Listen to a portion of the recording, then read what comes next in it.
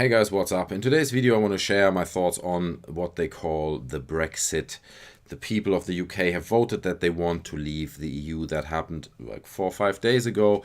Originally, I was planning to do a video about E3, but this really seems less relevant now. I mean, I'm a Londoner. I live here since 10 years. I'm originally German, as you can unmistakably hear from my accent. But I really wanted to do this video, and I normally don't do political videos on my channel, but I just had to share my opinion on it because it's a really big thing, not only for the UK. And in this video, I'm going to talk a little bit about why I think people voted to leave the EU. And at the same time, I want to give a little bit of background because I know that a lot of people who watch my channel are from the US.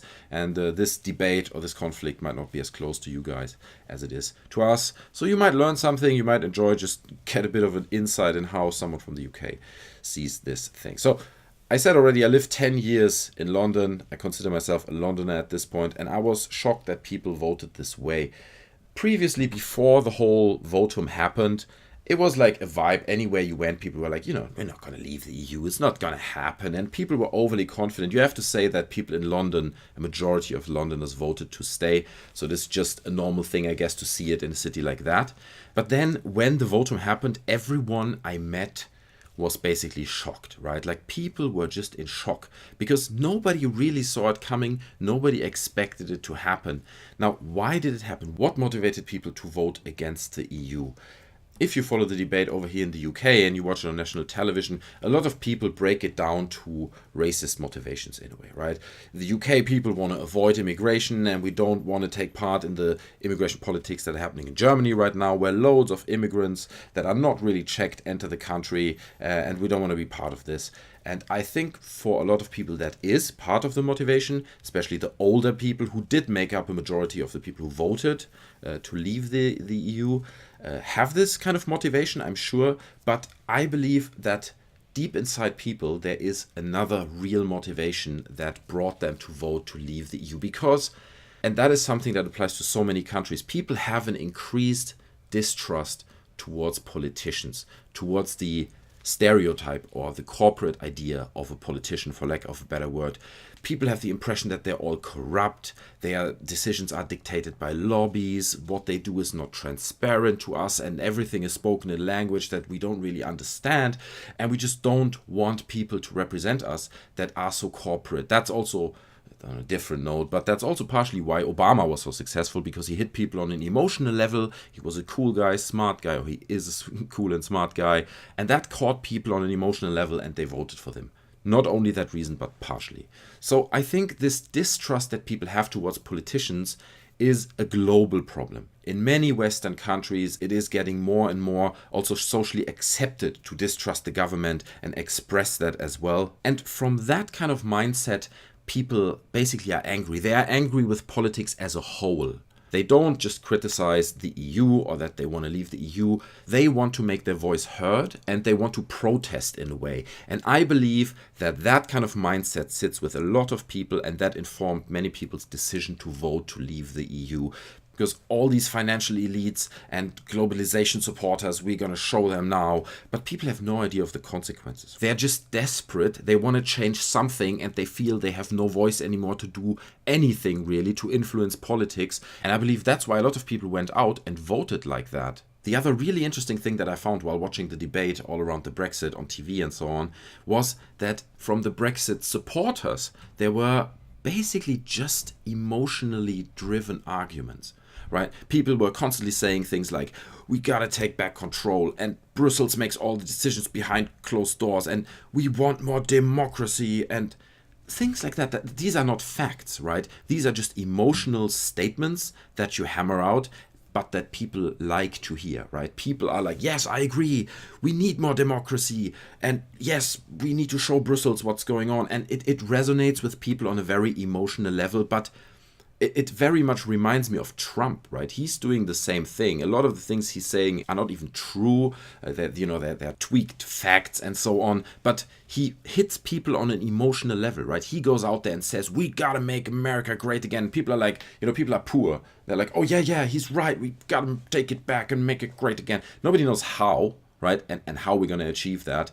But, basically he's right. So people vote for that. And it's more people than you think. And that's what happened, in my opinion, in this Brexit debate. People got heated up. People followed these nearly propaganda blurbs of Boris Johnson and his crew saying all these things, and kind of fell for that. While on the other hand, you had these quite dry politicians who gave actual facts that didn't always shine, and were great. But that's the truth. That's how it is. We got to face these facts. And I'm just shocked how many people fell for that. I just can't believe it. When you watch a debate like this, I can't really but laugh when I see these people's arguments. And I'm like, yeah, it's all nice, it's a nice idea. Britain used to be an empire and all, but how are you going to achieve all these things? And there were so many questions.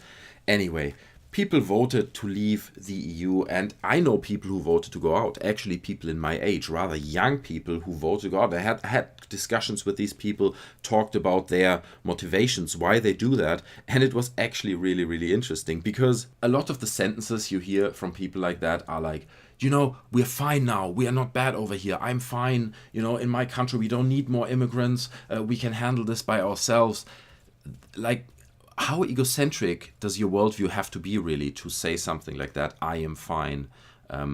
It's nice that you're fine, right? And again, it comes back to Trump. Imagine he would build this giant wall, and then just on the left side of the wall, people are sitting in their pool, relaxing, and they're like, I'm fine over here. I do really, really well. And then behind the wall, people are maybe starving, and they got massive problems. But no, I don't care because I'm fine right now. I'm fine.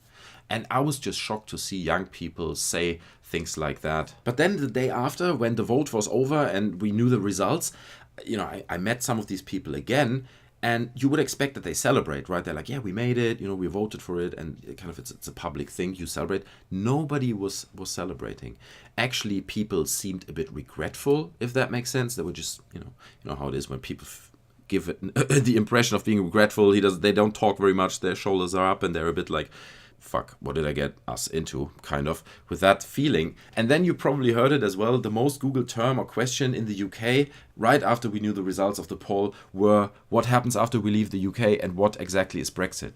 That also shows that people had no idea what they voted for, and it supports the point that I made in the beginning, that people are just voting because of them being in emotional agreement with whatever the guy on stage says, and to show the government that, we are anti-you and now we make our own decisions with this. Like I said in the beginning, even people on TV were interviewed and they said, oh yeah, I voted out, but I never thought it would happen and now I'm a bit scared. I mean, absolute maximum retardedness, right? This vote is just... It's ridiculous, and it raises the question to what extent you should have votes like that at all. Votes that require a little bit of knowledge, understanding of the situation, what effects it will have. Maybe you need to do a small test before you are allowed to vote, where they ask you 10 questions, and if you can't answer them, well, then you better shouldn't vote. And I think actually that would not be a bad idea. But they didn't do it, and now we have the problem, and we can only see if this will cause a chain reaction of other countries are going to follow. There are already discussions going on for various countries. So I think this was a brilliant example of how powerful propaganda can be in 2016. Right, because basically that's all it was. And the lesson we have to learn here, guys, is that it really shouldn't happen again, because it leads to very, very bad things. This applies directly to Donald Trump, and I know a lot of people have strong opinions on it, and I might make a video about that. If you enjoyed this one, then leave a comment down below. Let me know what you think. I'm happy to do more videos like that, but I need you guys to tell me what you're interested in. So guys, I hope you enjoyed this video. Again, leave your thoughts down in the comment section below. Subscribe to the channel, like the video, share it, do all the good stuff. Follow me on Twitter, links in the description. So guys, hope you enjoyed it. Take care, and I'll see you next time. I'm out. Bye.